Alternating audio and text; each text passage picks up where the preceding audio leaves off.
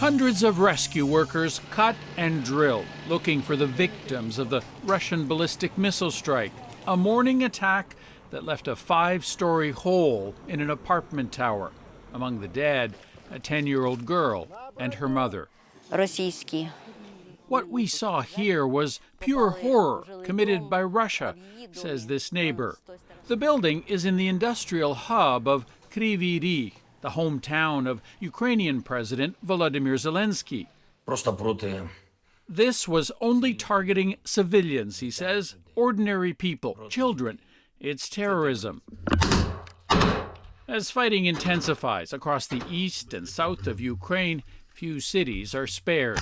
Ukrainian shelling of Russian-occupied Donetsk hit a bus, say local Russian-appointed officials, leaving at least 2 civilians dead.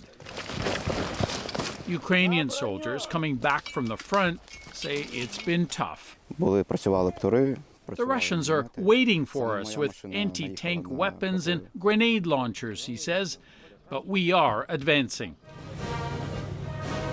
A naval parade in St. Petersburg paints a very different picture, celebrating Russian victories.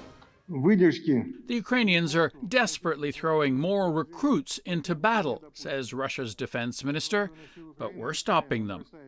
At the UN Security Council, Russia blamed Ukraine for targeting civilians, as Western countries pointed back at Moscow. Russia is inflicting terror on the Ukrainian people, and in parallel, it is inflicting suffering on its own population and millions across the world. The UK, the US, France, and others, the majority of the Security Council, again calling on Russia to withdraw. Sasha Petrusik, CBC News, Toronto.